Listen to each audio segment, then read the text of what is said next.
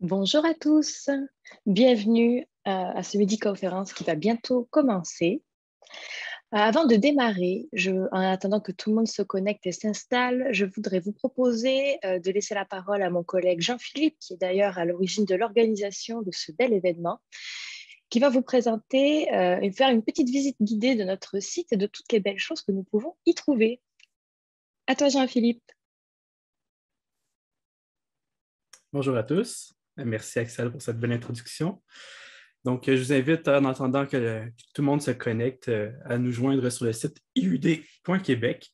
Donc, vous voyez l'adresse en haut. On peut peut-être la mettre dans le chat également.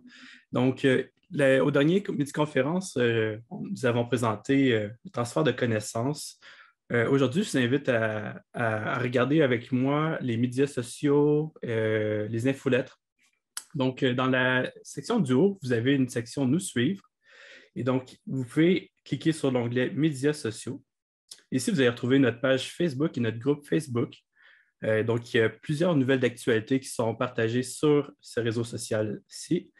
Nous avons également notre page YouTube qui est facilement accessible si vous voulez y retrouver nos vidéos dans le passé. Également, vous avez la possibilité de vous inscrire à notre infolettre. Vous avez aussi, l'infolettre, vous pouvez vous inscrire également ici, mais vous avez aussi l'accès aux anciennes parutions. Si vous avez manqué une infolettre, ça s'est perdu dans votre boîte courriel, c'est possible de le retrouver ici. Nous avons les sites web affiliés, donc nos différents soutiens, là, la communauté de pratique médicale en dépendance et différentes équipes que vous pouvez retrouver ici. Et enfin, vous avez la possibilité de nous rejoindre. Donc, nous avons maintenant une adresse unique qui est possible de contacter avec nous si vous avez des besoins particuliers. Vous pouvez nous rejoindre à cette adresse-ci. Donc, c'est tout pour moi. Merci, bonne présentation. Merci beaucoup, Jean-Philippe. Alors, je vois que le nombre de participants commence à se stabiliser. Alors, nous allons démarrer, ça fera venir les retardataires. Alors, nous nous retrouvons aujourd'hui pour ce deuxième midi-conférence de notre programmation 2021-2022 de transfert de connaissances de l'IUD. Cette présentation a pour titre « Sage usage, un programme qui s'adapte à la culture des Premières Nations et des Inuits ». Pour présenter ce beau sujet, nous avons la chance de recevoir aujourd'hui Chantal Plourde, qui est professeure à l'Université du Québec à Trois-Rivières, chercheuse à l'Institut universitaire sur les dépendances, ainsi qu'au risque et au CICC. Bonjour Chantal. Bonjour.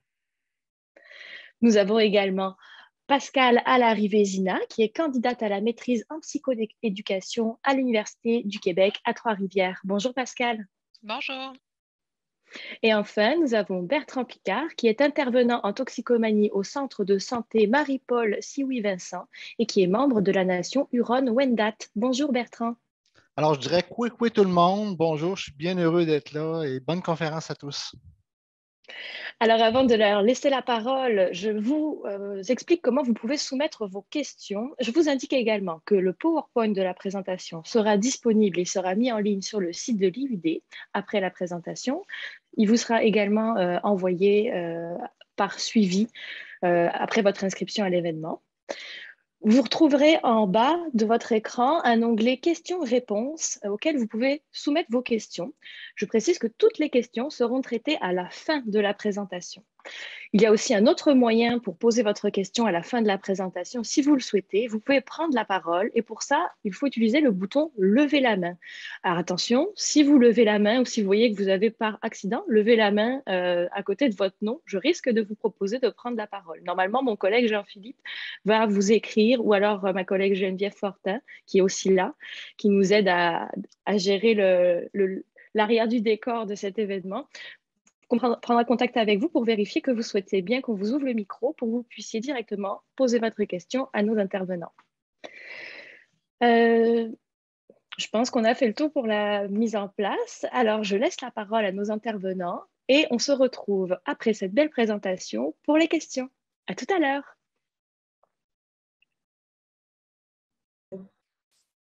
Merci beaucoup, Axel. Alors, sans plus tarder, je vais partager mon écran et me mettre en mode présentateur.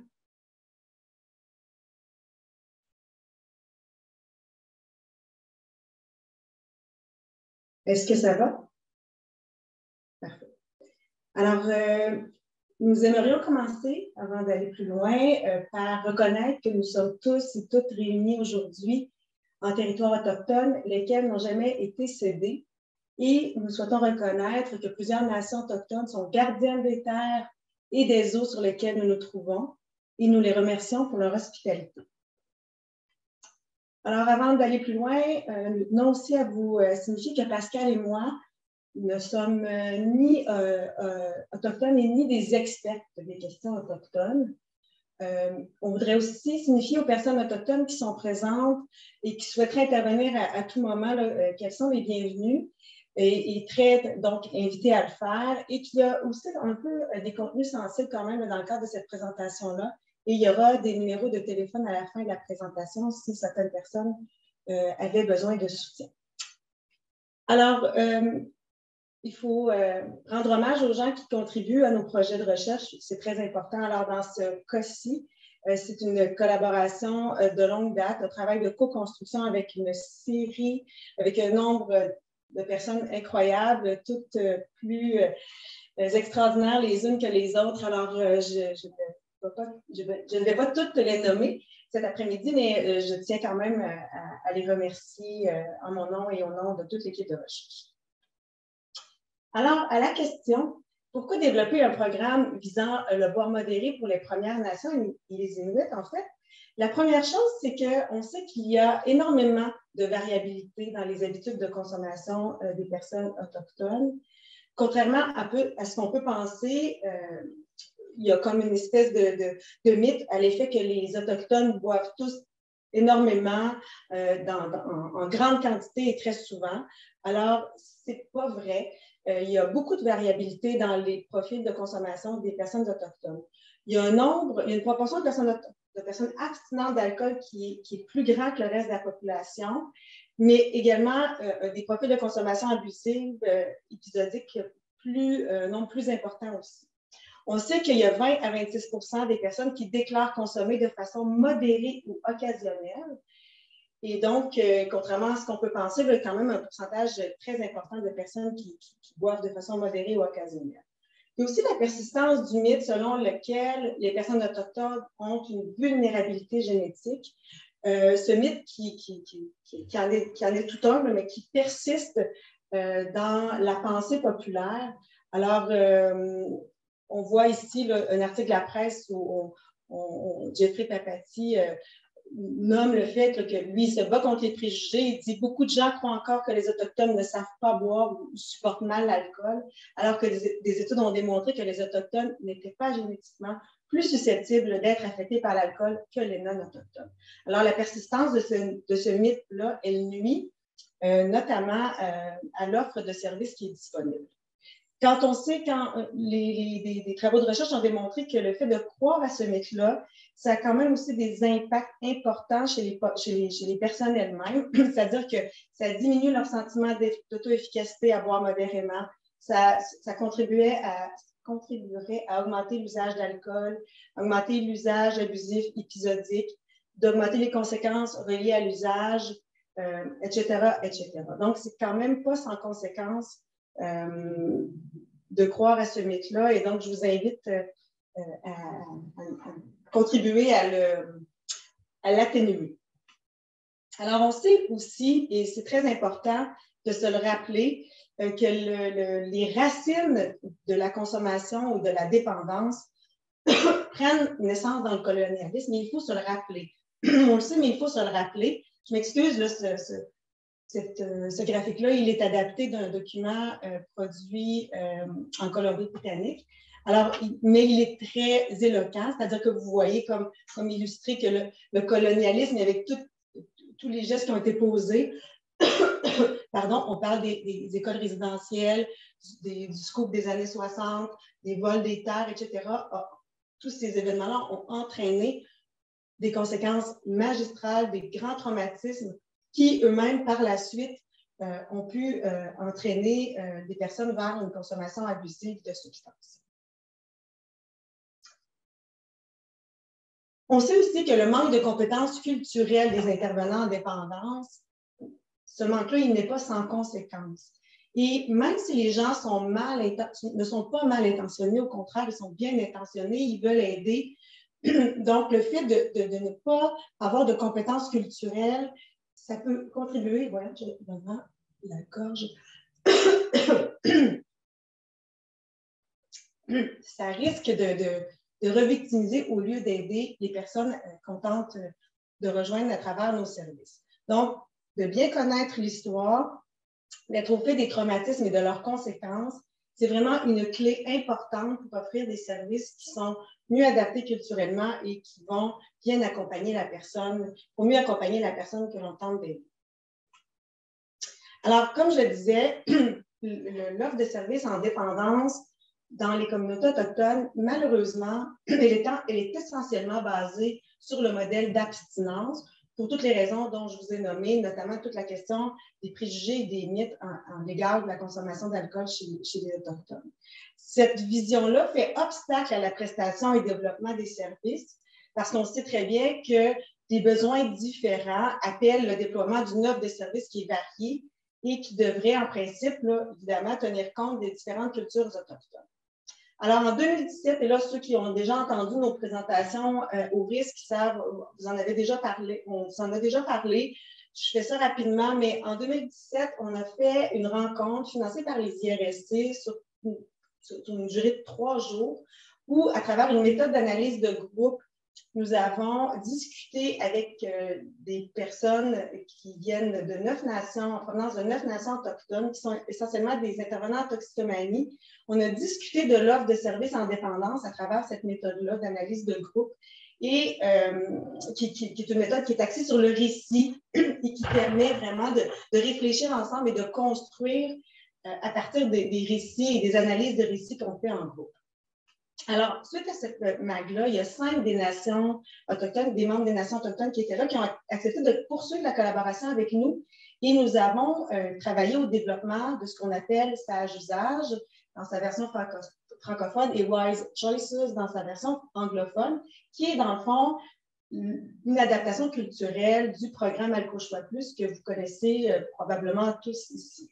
Donc, qui est un programme de devoir contrôlé ou modéré, là, pour ceux qui ne le savaient pas, qui existe depuis maintenant près de 20 ans et qui a fait l'objet de validation scientifique. Alors, la vision initiale du programme de Sage Usage et aussi d'Alco-Choix, donc, c'est de réduire la consommation d'alcool et les problèmes qui sont associés.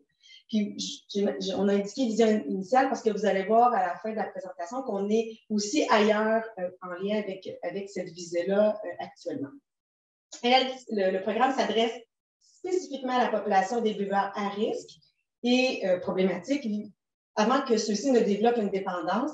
Et les bases théoriques de l'intervention de ce programme, ce sont les bases reliées à la réduction des méfaits, l'approche cognitive comportementale et la philosophie motivationnelle. Alors, une citation ici de Dr. Colleen Landell, qui travaille, qui est chercheuse à l'Université de la Saskatchewan, qui dit « L'identité culturelle joue un rôle majeur dans le traitement des dépendances chez les gens des Premières Nations. Une attention particulière devrait être portée aux langues traditionnelles, aux terres ancestrales, à la spiritualité ou encore à la part des aînés. » Et c'est ce qu'on a tenté de faire, comme va vous l'expliquer Pascal dans les prochaines minutes. Oui, donc en fait, c'est dans cet esprit-là qu'on a entrepris une démarche de co-construction avec les membres du comité aviseur, là, qui est composé d'acteurs de l'intervention en dépendance des communautés qui est impliquées dans le projet. Alors, dans le cadre de 2 séminaires de travail, bien, on a repris le guide Alco-Choix page par page. On a modifié un petit peu le choix de l'angle en mettant l'accent davantage sur la culture, le bien-être global, la communauté. On a modifié le choix des mots, des expressions, tout ça, ça a été revu. On a réduit considérablement le nombre de mots, la quantité de texte pour laisser plus de place aux échanges à l'oral. On a modifié les images, les illustrations, les exemples dans les différentes mises en situation pour que ça colle un peu plus à la réalité des Premières Nations et des Inuits. Puis on a adapté également là, les stratégies, les sources de plaisir proposées en fonction des réalités des communautés. Alors, au départ, notre processus d'adaptation culturelle, il était basé sur un modèle théorique, le modèle de Kumfer, qui avait été légèrement adapté par l'équipe de recherche. Mais ce qu'on s'est rendu compte au fil du projet, en fait, c'est que ce modèle-là devait quand même être revu. Notre façon de faire devait être repensée parce qu'on était en train d'utiliser finalement un modèle alloctone pour adapter à la culture autochtone. Donc, il y avait quelque chose là-dedans qui n'était pas tout à fait cohérent avec la philosophie qu'on souhaitait mettre en place dans le projet. Donc, on a revu nos façons de faire, puis on a co-construit notre modèle là, avec les communautés qui étaient impliquées dans le projet. Donc, c'est pour ça que maintenant, ce qu'on dit, c'est qu'on a un petit peu dépassé le stade de l'adaptation culturelle et on cherche à atteindre un peu plus l'adéquation culturelle de nos pratiques d'implantation du programme, mais aussi de nos protocoles de recherche. Alors, dans une posture finalement d'ouverture aux besoins des communautés, on veut mettre en place une approche qui est culturellement sécurisante, puis on veut décoloniser nos pratiques. Et ça, c'est des concepts sur lesquels Chantal va revenir un petit peu plus tard dans la présentation. Donc là, vous devez probablement vous demander à quoi ça ressemble les activités du programme Sage-Usage. Puis je vais vous présenter des activités du programme, mais juste avant, je vais laisser Bertrand vous présenter là, le modèle théorique du programme qui a été co-construit dans les séminaires de travail. Alors ça, c'est particulièrement intéressant, cet outil-là. L'outil qu'on a développé, en fait, ça s'inspire, c'est ce qu'on appelle la roue de médecine. C'est utilisé, c'est basé sur le concept de santé globale qui se définit comme la recherche de l'équilibre et de l'harmonie entre les dimensions physiques, psychologiques, émotionnelles et spirituelles. Alors, tel que vous voyez dans l'illustration, le cercle symbolise l'interconnexion, l'interdépendance entre les éléments de la création. Faut dire aussi que les symboles parlent beaucoup, sont très importants chez les Premières Nations. Leurs significations peuvent différer parce que ça s'inspire beaucoup de la mythologie de chacun des peuples. On a des peuples qui sont nomades, on a des peuples qui sont plus sédentaires. Mais on a essayé de regrouper le maximum d'éléments qui parlent à chacune de ces communautés-là à laquelle on s'adresse. Alors, comme vous le voyez rapidement, je vous explique, l'individu est placé au centre du cercle, alors que ça signifie que la guérison se trouve en lui-même, mais les éléments qui gravitent autour sont considérés comme des alliés qui l'aideront à trouver ses repères et se reconnecter avec l'essentiel. L'individu prend conscience du lien qui l'unit à son environnement et puise son inspiration dans donc il a besoin pour cheminer vers l'équilibre. Rapidement, là, je vous explique aussi les symboles un peu qu'on voit là-dedans. D'abord, je reviens un peu sur les 4 dimensions, là, émotionnelles, physiques, spirituelles et psychologiques. On voit le cercle symbolise la Terre, symbolise aussi le cycle, l'écosystème en fait. On voit aussi apparaître dans l'illustration plusieurs animaux qui sont synonymes de s'associer à la survie, la mythologie, les contes et légendes. Les éléments y apparaissent aussi comme l'eau, le feu, la terre, les 4 directions. Il y a plusieurs, encore une fois, objets qui sont des objets de pratique traditionnels chez les peuples des Premières Nations qui sont le canot, le tambour, différents objets aussi pour le travail qui sont là. Et vous voyez les flèches qui sont de différentes couleurs qui vont d'abord insuffler le mouvement et qui illustrent aussi les étapes de changement dans la saison, dans une vie. Souvent, moi, par exemple, le jaune va, par exemple, représenter le lever du jour, le rouge va représenter le midi, le noir, le coucher du soleil, le blanc va représenter aussi, comme il y a différents, la nuit va représenter l'hiver. Alors, il y a plusieurs significations qu'on retrouve dans la roue de changement ou dans la roue de médecine. Alors, c'est un des outils qu'on utilise. OK. Alors, la roue du changement, en fait, c'est une activité qu'on peut animer de différentes façons. Comme Bertrand l'a bien expliqué, la roue, elle est inclusive des symboles et des traditions de plusieurs nations. Donc, d'une communauté à l'autre, ce ne sera pas les mêmes symboles qui vont être porteurs de sens. Les couleurs ne seront pas nécessairement placées au même endroit. Puis c'est pour ça qu'on va inviter le participant à construire sa propre roue du changement. On veut amener la personne à nous parler de ce qui favorise son équilibre de vie, de ce qui est le plus important pour elle dans chacune de ses sphères de vie. Donc, on peut utiliser l'activité pour porter un regard rétrospectif, c'est-à-dire pour aller comprendre qu'est-ce qui a causé le déséquilibre chez la personne, mais on peut également l'utiliser de façon prospective en se centrant sur qu'est-ce qui va favoriser le retour de la personne vers l'équilibre dans ses différentes sphères de vie. Alors, on va animer cette activité-là en fonction des intérêts de la personne qui est devant nous. Avec une personne qui aime la création artistique, bien, il n'y a pas de limite là, à ce qu'on peut utiliser comme médium pour représenter la roue. On n'est pas obligé de s'en tenir à ces feuilles-là. Mais par contre, si on est avec une personne qui est moins à l'aise dans les arts, bien, on part des images, puis on va y aller dans une intervention qui est un peu plus conversationnelle. Ensuite, je vais vous présenter une activité là, qui s'appelle l'arbre des valeurs. C'est une activité qui est très, très appréciée là, des intervenants et des participants. Cet arbre-là, c'est le résultat d'un travail de collaboration qui a eu lieu pendant le premier séminaire là, de partage des savoirs dont Chantal vous a parlé un petit peu plus tôt. C'est une illustration finalement des valeurs communes puis de l'histoire commune aux Premières Nations et aux Inuits. Puis encore une fois, ce qu'on fait, c'est qu'on invite la personne à faire son propre arbre des valeurs. Alors, on va inviter la personne à inscrire sur les racines les valeurs qui sont plus traditionnelles, celles qui lui ont été transmises par sa famille, par sa communauté. Ensuite, au niveau du tronc, vous pouvez voir qu'il y a des branches qui sont sectionnées, puis c'est ce qui représente les blessures. Alors, cet outil-là, c'est un outil qui se veut davantage tourner là, vers le positif, mais en raison de l'histoire traumatique qui est très particulière aux Premières Nations et aux Inuits, il y a plusieurs personnes pour qui ça va être important d'aborder ces blessures-là, d'aborder les blessures ou les traumas vécus parce que ça occupe une place importante dans la définition de leur identité. Donc, l'espace pour reconnaître ces blessures-là, il est là.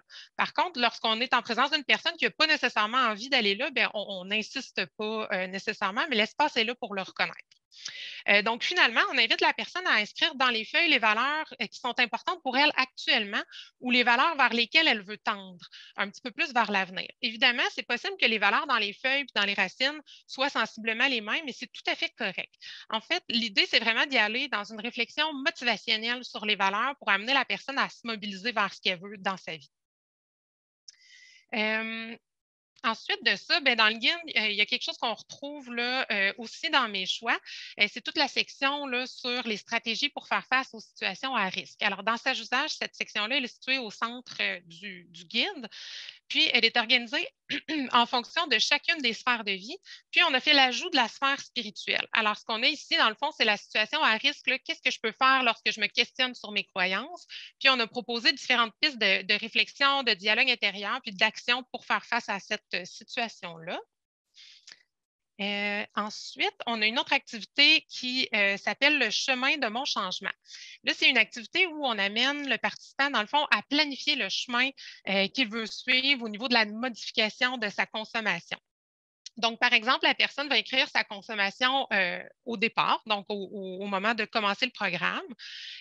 Puis, au bout du chemin, ce qu'elle vise comme consommation une fois qu'elle va avoir complété le programme.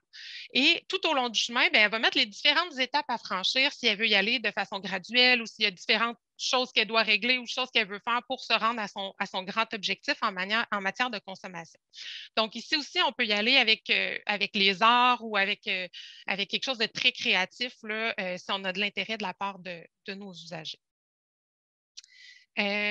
Une autre activité qui est bien intéressante, en fait, c'est le plan d'urgence, qui est une activité qui s'inscrit davantage dans la prévention de la rechute, où on amène la personne, dans le fond, à identifier les indicateurs là, de son état en termes de risque de rechute.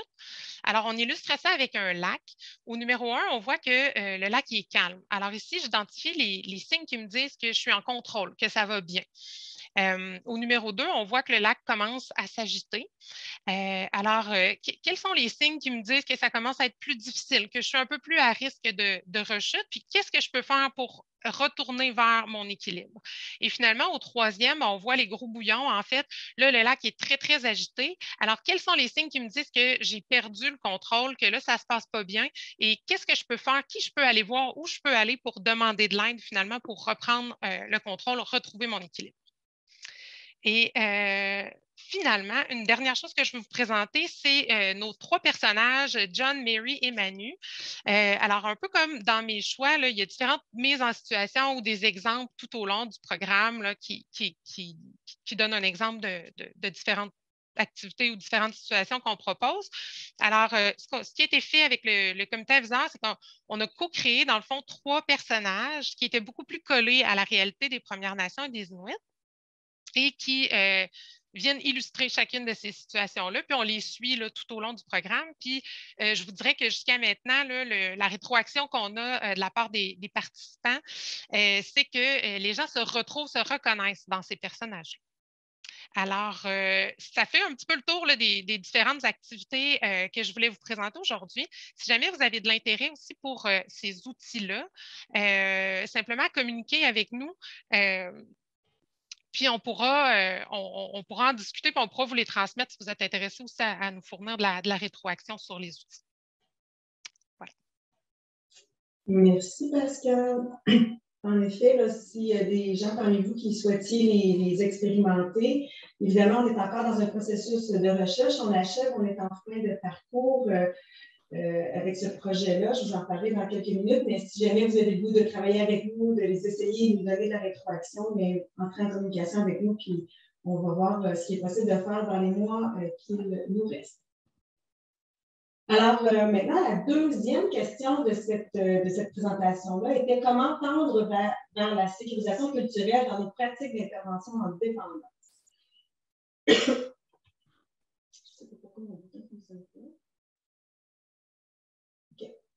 Alors, il y a plusieurs concepts quand on s'intéresse à cette question-là de comment avoir une bonne pratique. Il y a plusieurs concepts, ce n'est pas simple, il y a des coupures dans les concepts. L'important, c'est de prendre le temps d'aller lire, de s'intéresser à ce que ça signifie. Mais rapidement, je dirais que distinguons d'une part sécurisation et sécurité culturelle. En fait, la sécurisation culturelle, c'est un concept qui a été développé en Nouvelle-Zélande dans les services de santé qui étaient offerts aux Maoris. Et en fait, la sécurisation culturelle, quand on parle de ça, on parle plus d'un processus qui amène à mieux comprendre l'autre, qui amène à mieux comprendre la culture autochtone. Mais dans le processus, il faut s'introspecter aussi, se regarder nos biais et poser les bonnes questions face à comment on réagit et comment on interprète les choses. Et la sécurisation culturelle, ce processus-là va conduire à la sécurité culturelle. C'est-à-dire que la sécurité culturelle, c'est vraiment un sentiment, le sentiment de la personne que l'on aide dans le processus. Donc, la sécurisation culturelle, c'est le processus, et la sécurité culturelle, on parle davantage de sentiment. Quand on parle de décolonisation, on parle ici, encore une fois, de processus, mais de processus d'émancipation. Dans le fond, de plusieurs actions qui sont réalisées pour favoriser l'affranchissement des communautés et des peuples autochtones. Quand on parle d'autochtonisation, on est davantage moi je le distingue souvent comme étant le résultat, dans le fond, des efforts pour que les peuples autochtones se sentent intégrés dans les processus décisionnels, par exemple, dans les programmes, dans les réflexions qui les concernent, dans la recherche, donc un peu partout dans les politiques. Donc, le fait de les inclure et de les interpeller et qu'ils soient intégrés, ça définit bien ce qui est, de façon concrète, là, par exemple, ce qui est l'autochtonisation. La réconciliation, bien, en fait, c'est vraiment comment on fait pour établir et maintenir une relation de respect mutuel avec les peuples autochtones. Alors, vous voyez, c'est plusieurs concepts, je vous ai fait ça rapidement, c'est plusieurs concepts qui méritent qu'on s'y attarde et qu'on y réfléchisse pour bien les comprendre et bien les saisir. Par exemple, je vous donne l'exemple du geste que j'ai posé au début de la présentation. en lien de remercier qu'on soit sur des terres autochtones non cédées. Pour moi, de mon point de vue, c'est un geste de réconciliation, c'est un geste de respect. Alors, quand on veut intervenir auprès de personnes qui ont des problèmes de consommation dans une perspective de réconciliation et de décolonisation, Georgia Bracas et Arlene Laliberté ont écrit là-dessus et elles ont dit, dans le fond, c'est important quand on veut bien agir, bien intervenir, d'une part, de reconnaître l'impact destructeur de l'oppression vécue par les Premières Nations et les Inuits, ainsi que notre propre position de pouvoir comme intervenant, comme blanc, comme alloctone dans la relation d'aide. Ça nécessite aussi de reconnaître les représentations de leur environnement, des personnes autochtones et les valeurs fondamentales qui sont essentielles à leur guérison. Ça aussi, c'est très important. Et d'entreprendre soi-même un processus de décolonisation. Donc, dans plein de sphères, là, puis on pourra y revenir tout à l'heure quand ça sera le temps de la période de questions, je pense qu'il y a beaucoup de choses qu'on peut faire personnellement pour adopter une posture qui permet d'avoir des pratiques qui sont plus adaptées culturellement et qui sont respectueuses de l'autre.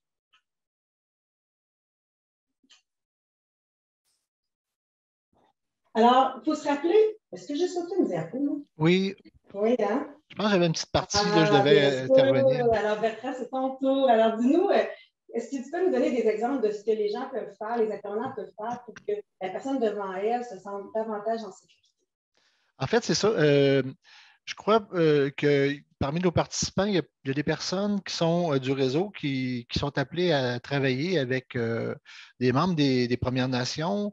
Moi, je voulais juste partager un petit bout de mon expérience personnelle là, ça fait quand même 35 ans que je travaille pour ma communauté. Puis, je vais essayer de voir un peu parce que les communautés ne sont pas tous au même niveau, mais moi, j'ai travaillé souvent avec des communautés isolées. J'ai travaillé souvent aussi avec les membres de ma communauté. Puis, je pense que quand on fait une rencontre de relations d'aide avec les gens des Premières Nations, la première chose, c'est de valider la souffrance. Je pense que souvent, ça n'a pas été fait par le passé.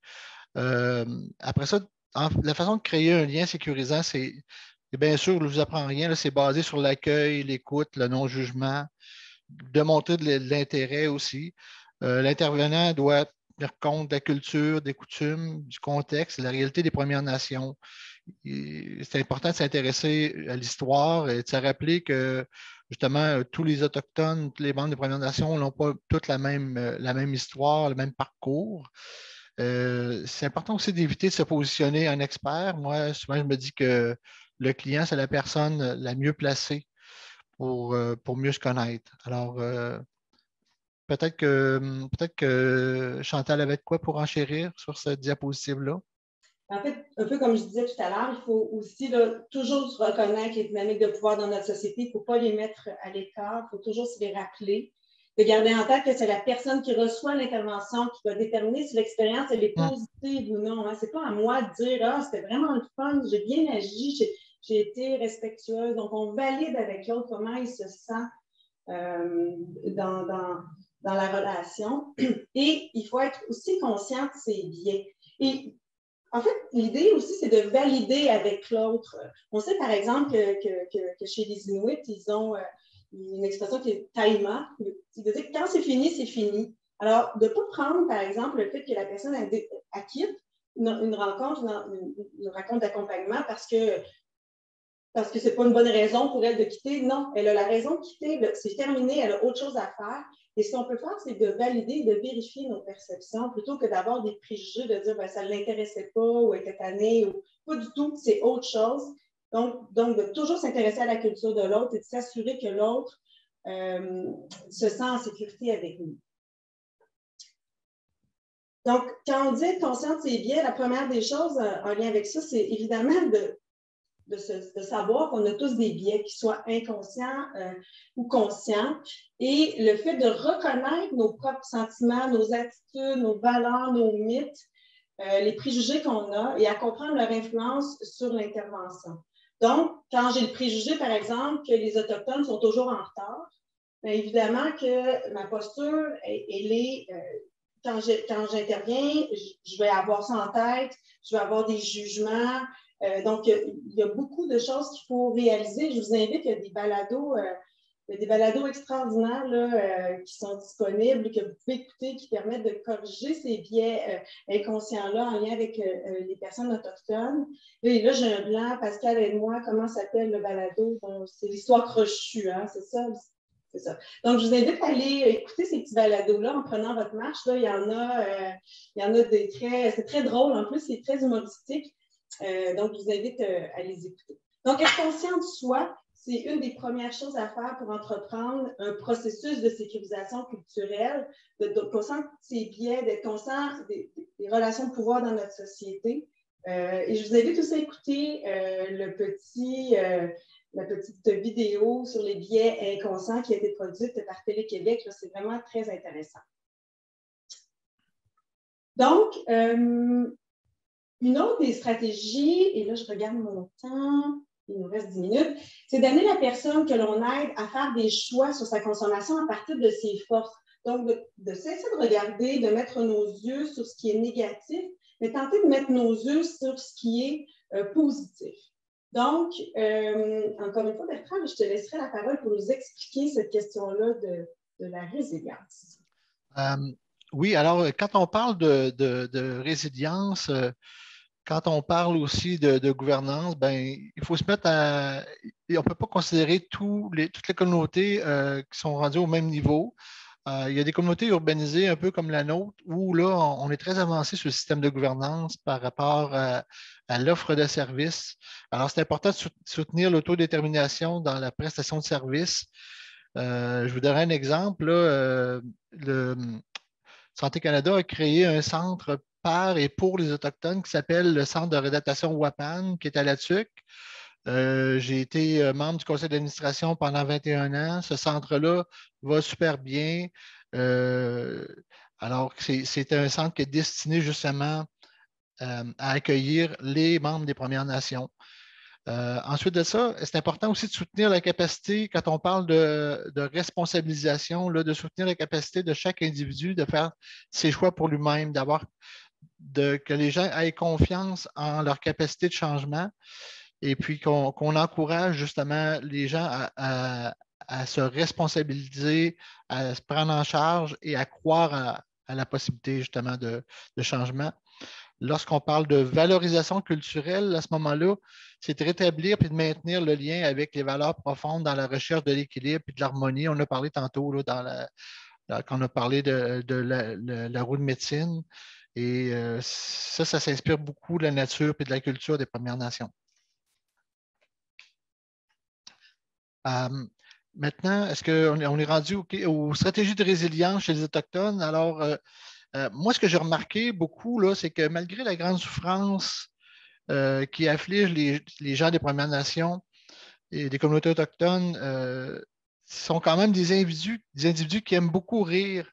Ils sont constamment en train de dédramatiser, je pense, de normaliser par ce phénomène-là. Alors, moi, je trouvais ça très remarquable, la façon dont ça se passait dans les communautés. Je dois dire aussi que les individus qui ont une connexion avec la nature, qui vont en forêt, n'ont pas comme pratique de consommer quand ces gens-là se déplacent en forêt.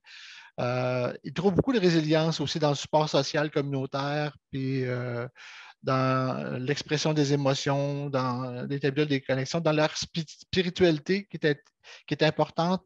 Et encore une fois, la connexion avec la nature. C'est quand même des stratégies de résilience sur lesquelles on peut travailler, on peut se baser. Il y en a beaucoup d'autres, là, mais je n'irai pas tout dans les détails, mais je ferai un petit survol comme ça. Merci. Bertrand.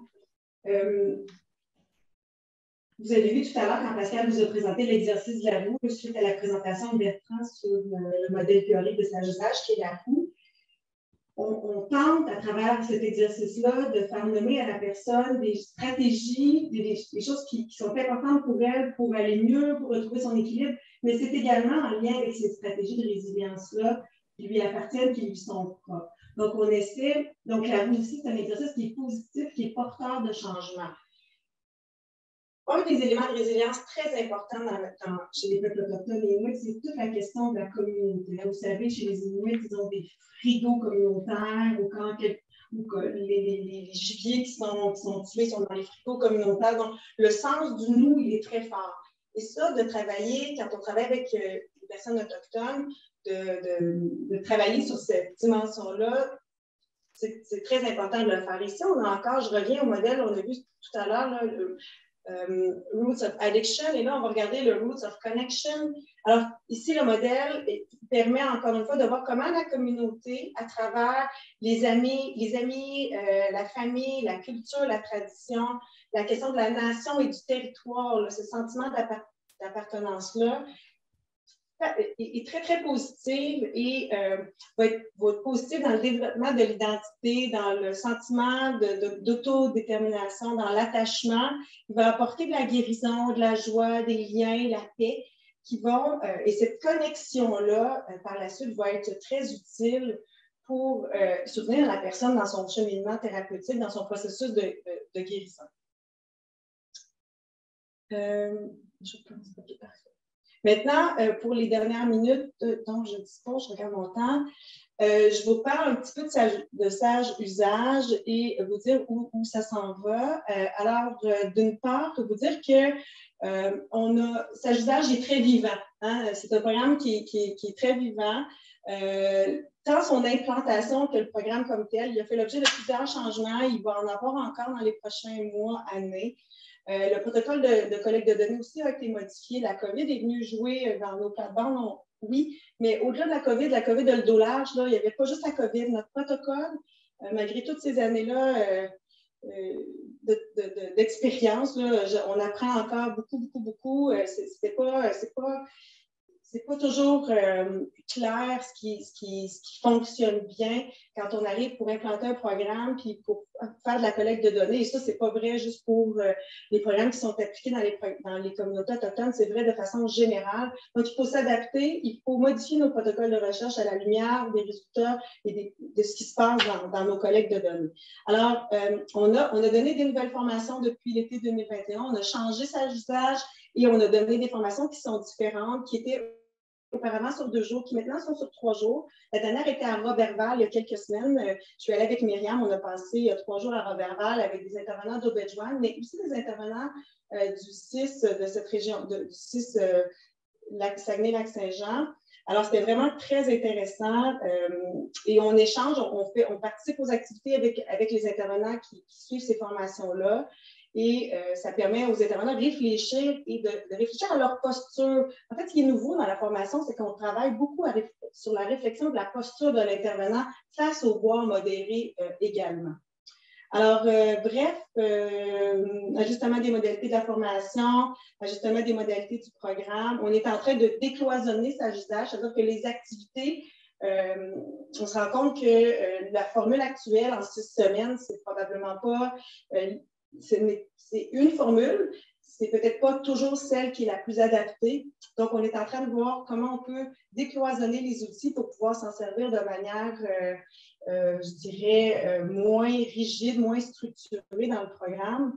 Ça permet aussi on est en train d'organiser d'ailleurs, je suis en train de parler du mentorat, on va avoir une demande IRSC qu'on dépose l'année prochaine, en 2022, où là, on va travailler, pérenniser le programme. On va travailler au développement de stratégies mentorales entre les intervenants qui sont formés à sage usage.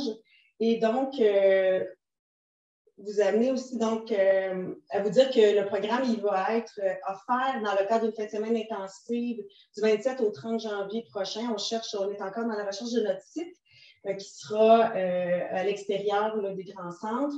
Il y aura 12 participants de 3 nations qui vont être présents, 6 intervenants autochtones de 3 nations aussi, en plus de Joël, Myriam et moi, qui allons animer avec les intervenants le programme Sage Usage.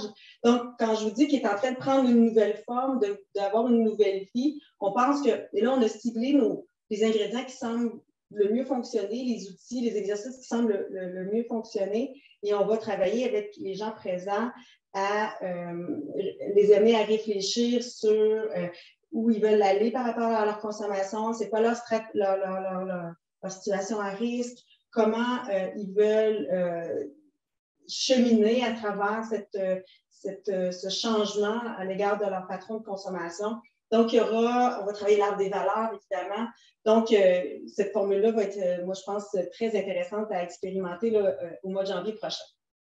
Au Nunavik, il y a un intervenant qui applique le programme de sage-usage qui s'appelle WISE. Évidemment, au Nunavik, c'est en anglais que ça se passe, dans une formule groupe. Il y a des formules hybrides individuelles couples qui sont offertes sur, entre autres sur la Côte-Nord, avec Marie-Pierre, et des cloisonnements des outils. Donc, actuellement, par exemple, à la Maison Carignan, il y a des personnes autochtones qui peuvent expérimenter certains outils à la demande d'une des intervenantes qui nous a contactés et avec qui on travaille. Donc, pour conclure, c'est important pour nous de réitérer l'importance d'avoir une posture d'ouverture et d'agir pour favoriser la sécurité culturelle et l'autochtonisation. C'est très important. Donc, de se questionner, de se remettre en question, d'échanger, de vérifier que la personne se sente bien quand elle travaille avec nous. Vous dire aussi qu'on est fiers de sage-usage. C'est un programme qu'on adore, que les partenaires, que les gens des communautés apprécient beaucoup, même si ce n'est pas toujours facile dans le contexte actuel, même si il y a beaucoup de travail à faire, parce que comme je vous disais au début de la rencontre, le modèle de soins en dépendance est essentiellement basé sur l'abstinence. Alors, d'arriver avec une nouvelle forme d'intervention qui vise le boire modéré, qui est dans une perspective de réduction des méfaits, ce n'est pas facile. Donc, mais c'est un programme qui est vivant, on travaille avec les intervenants et donc c'est très riche, c'est très positif. Ça permet d'avoir un dialogue, une réflexion pour les participants, certes, mais également pour les intervenants. Et comme je vous disais tout à l'heure, ça m'inquiète un peu, on est un peu inquiète de la pérennité du programme parce que le financement se termine dans les prochains mois. Mais là, on va aller essayer de trouver un autre financement à travers les IRSC dans les prochains mois pour s'assurer qu'on puisse poursuivre la formation des intervenants, l'adaptation culturelle du programme, son adéquation culturelle et travailler à l'améliorer, à le garder vivant pour le futur. Alors, merci d'avoir été avec nous aujourd'hui. Donc, si jamais vous avez besoin d'aide parce que vous avez trouvé des choses difficiles dans ce qu'on vous a dit, bien, vous n'hésitez pas à communiquer avec ces numéros de téléphone qui sont présents à l'écran actuellement. Alors, je vous remercie infiniment.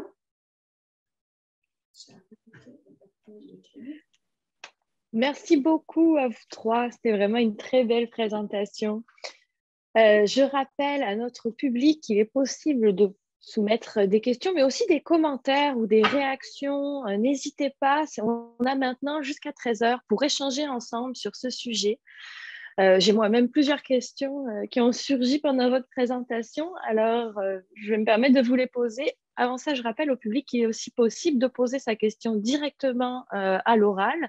Pour ça, il vous suffit d'utiliser le bouton « Lever la main » et nous pourrons alors ouvrir votre micro pour vous permettre de vous adresser directement à nos présentateurs. Alors, moi, j'ai une première question qui m'est venue.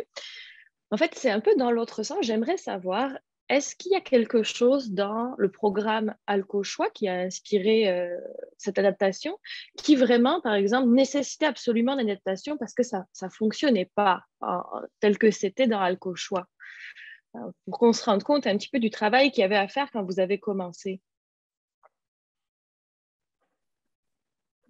Évidemment, il y avait beaucoup de choses qui font. Pas que ça ne fonctionnait pas, je ne veux pas dire c'est pas que ça ne fonctionnait pas, parce qu'on n'avait pas fait une étude d'efficacité de l'Alco-Choix en communauté autochtone, on n'aurait pas pu dire que ça ne fonctionnait pas. Mais on savait, parce qu'on a présenté Alco-Choix aux intervenants, puis Bertrand faisait partie du groupe qui ont participé au début aux échanges, que ça ne. Il n'y aurait pas eu de mariage possible entre Alco-Choix dans sa forme. Comme il était à la base et ce qu'il est devenu, là, il y a un écart trop grand. Je sais qu'il était quand même utilisé dans les centres avec des personnes autochtones. Bertrand utilisait Alco-Choix. Il y avait vraiment besoin d'être plus visuel, d'être mieux adapté à la culture. Il y avait beaucoup de textes. D'ailleurs, il y en a encore trop, même dans notre version actuelle de Sage Usage, elle est encore trop dense. Il y a encore du travail à faire. Mais je laisserai la parole à Bertrand. Tu vas être encore plus en mesure que moi de répondre à ça. Oui, mais un peu comme je le disais au début, je pense... Peut-être mettre ton micro sur ta bouche encore. Un peu comme je le disais, je pense que quand on s'adresse aux gens des Premières Nations, les symboles sont quand même très importants. Ça fait beaucoup de sens. Là, on l'a beaucoup imagé, on l'a beaucoup pris à partir de leur réalité, de ce qu'ils vivaient. D'abord, premièrement, on a adapté les stratégies.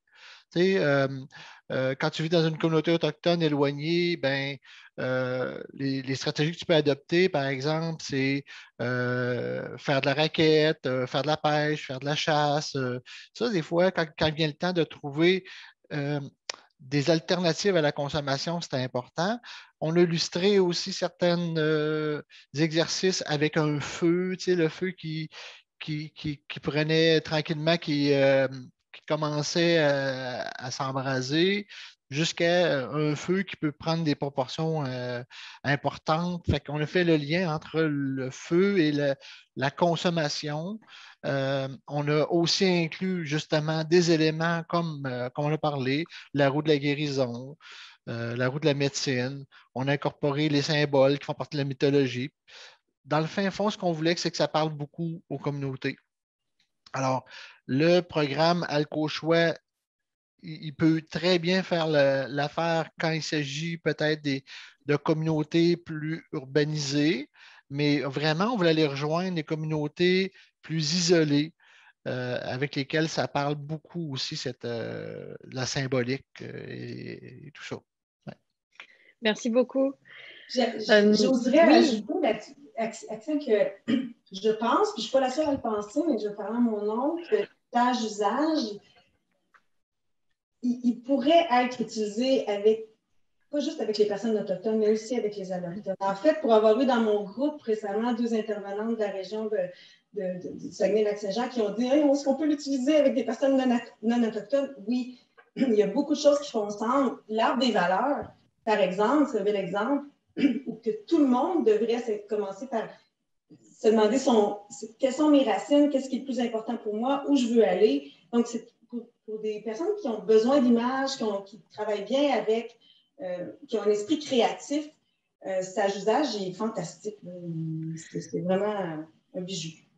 C'était ma prochaine question. Je me disais, mais est-ce qu'il n'y aurait pas quelque chose qu'on pourrait adapter aussi à d'autres personnes qui ne sont pas forcément d'origine autochtone ou autre, mais qui ont aussi des enjeux qui se rapprochent avec... Moi, je comprends qu'il y a quelque chose de beaucoup d'enlever du texte, de passer plus par l'image, plus par l'illustration, parler aussi, s'adapter aussi à la présence de traumatisme. Je pense que c'est des choses qui m'ont l'air centrales dans Sage Usage et qui pourraient très bien être adaptées, effectivement. Et d'ailleurs, je voulais revenir sur ce point de l'illustration. Je trouve les illustrations très belles. J'aimerais bien aussi en savoir un peu plus sur comment vous avez fait pour avoir ces illustrations.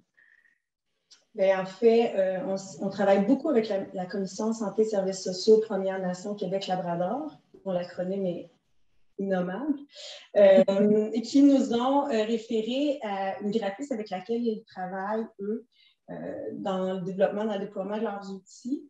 Donc, on a fait affaire avec cette femme-là qui est absolument extraordinaire, qui travaille très bien, qui nous a bien compris qu'il y a du travail, des allers-retours qui ont été vraiment super intéressants.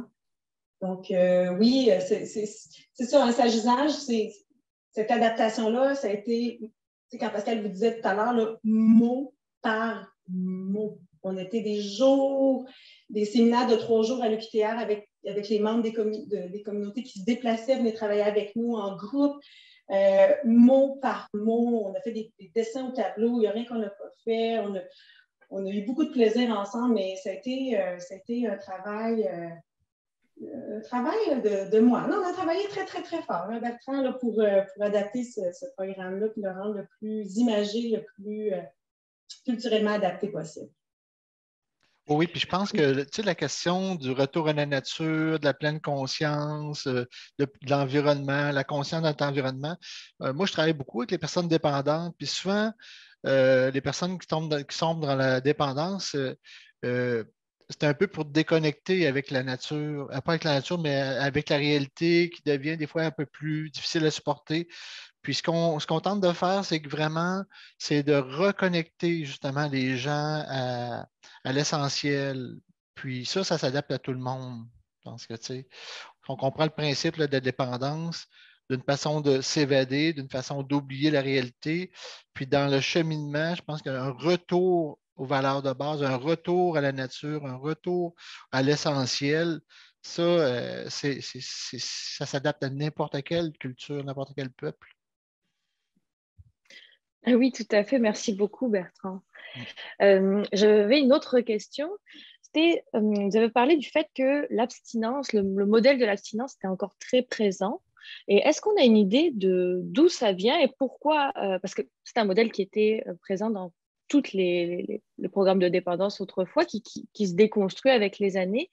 Je comprends que peut-être ça va un peu moins vite, il est encore très présent. Est-ce qu'on a une idée de pourquoi est-ce que le modèle de l'abstinence est encore très présent? Est-ce que tu veux répondre, Bertrand, ou tu veux que Oui, oui, je dirais que, écoutez, pendant des années, les communautés autochtones, puis encore aujourd'hui, sont des réserves sèches. Alors, il n'y avait pas de vente et d'achat d'alcool. Alors, ceux qui le faisaient à la cachette. Et ces gens-là buvaient d'une façon un peu pour ne pas se faire prendre, ils se cachaient puis ils buvaient très rapidement. Alors, il avait développé une espèce de binge drinking, tu sais. Fait qu'il y avait comme deux possibilités. On a beaucoup diabolisé la consommation. On n'a jamais eu d'éducation à la consommation. Bon, ce qui arrivait, c'est que là, il y avait deux compréhensions. Il y a les gens qui étaient complètement sobres et les gens qui buvaient, mais d'une façon excessive. On n'avait pas d'entre-deux. Euh, par rapport à ça. Fait que c'est pour ça que les communautés autochtones ont développé l'idée que l'alcool, c'était néfaste. Les gens qui consommaient, ils étaient stigmatisés et les gens qui ne consommaient pas, c'était associé à des bonnes personnes. Puis il n'y avait pas d'entre-deux. Fait que c'est pour ça que c'est difficile aujourd'hui de rétablir ça un peu. Il y a beaucoup de préjugés encore dans les communautés par rapport à ça. Et c'est pas tout le monde qui croit, même on est venu à croire à un moment donné qu'on n'avait pas de contrôle sur notre consommation. Alors là, c'est de faire cette éducation-là et de redonner du pouvoir aux gens, puis de dire, oui, il y a peut-être possibilité que vous puissiez consommer, puis ça ne dépend pas juste de la substance comme telle, mais ça dépend beaucoup de la personne même. Si vous êtes bien, si vous êtes capable de gérer les situations difficiles sans avoir recours à l'alcool, ben moi, je pense que c'est possible de consommer de l'alcool. Merci beaucoup pour cet éclairage. Je pense que c'était important aussi d'avoir cette information. D'ailleurs, ça me fait penser aux trois personnages que vous nous avez présentés qui font partie de sage usage. Moi, je voulais savoir si on pouvait en savoir un peu plus, puis si justement, est-ce qu'ils avaient ce rôle un peu de présenter des consommations modérées, d'autres types de consommation, ou est-ce que c'est autre chose? Pascal, vous y allez? Oui, ben en fait, c'est ça, c'est trois personnages qui ont vraiment un peu trois modes de consommation un peu différents. On a un personnage, Manu, qui est quelqu'un qui travaille plus loin, qui va pas boire pendant des très, très longues périodes, mais lorsqu'il revient de son travail après plusieurs semaines, qui va avoir tendance à boire de manière excessive.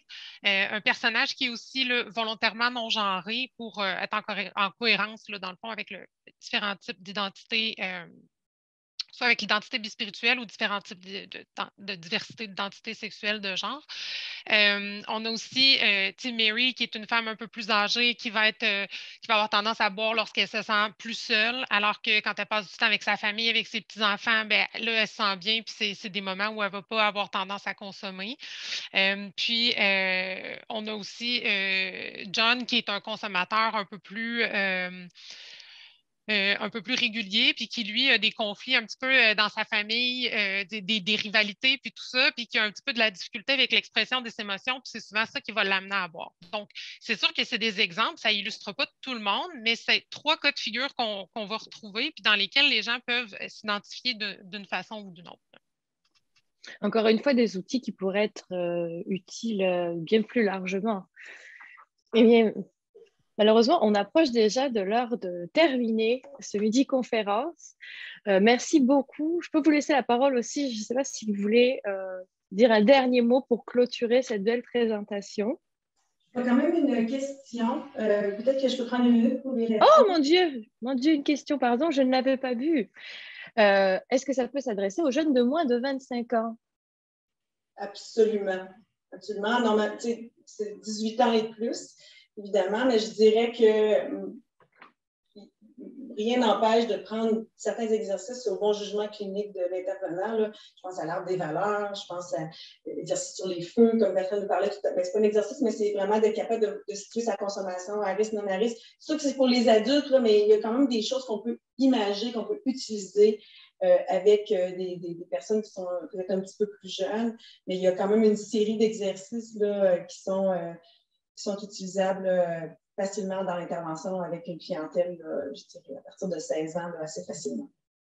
On nous demande aussi pour l'intervention précoce, est-ce qu'on peut aussi s'en servir et l'adapter à l'intervention précoce?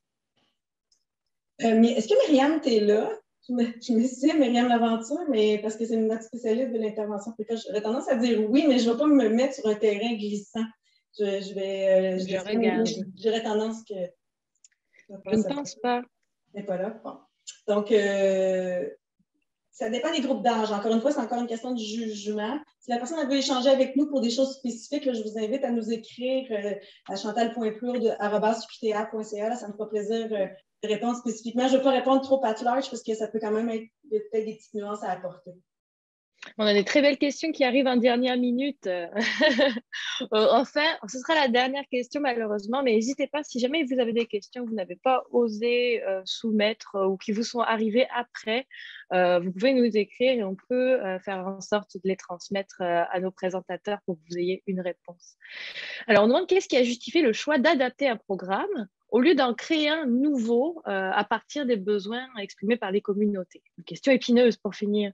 C'est une excellente question. En fait,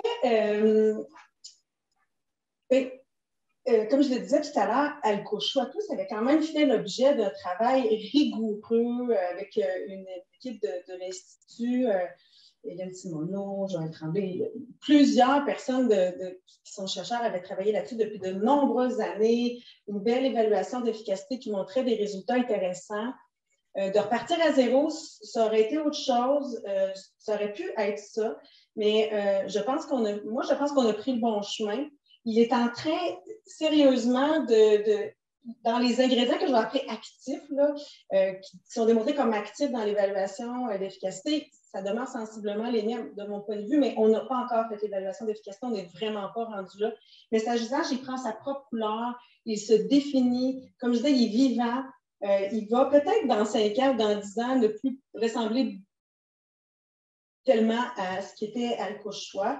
Il s'en distingue clairement là, de par ce qu'on vous a présenté tout à l'heure, ses particularités, mais je pense qu'on a fait le bon choix de partir de quelque chose qui était déjà sur la table, puis ça nous a permis de l'améliorer puis d'y réfléchir de façon... Les gens le connaissent aussi, hein, il y a quelque chose comme un sentiment d'appartenance québécois, je veux dire, à ce programme-là, Alco-Choix, et qui, les intervenants autochtones, certains le connaissaient, donc il y avait quand même une belle réputation. C'était une voie, je pense, positive.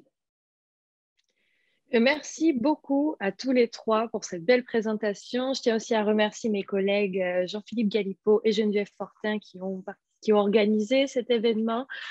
Et je tiens à vous préciser que notre prochaine midi-conférence aura lieu, on n'a pas la date exacte encore, probablement au début du mois de mars, et portera sur la question de la consommation de substances psychoactives chez les personnes âgées en hébergement.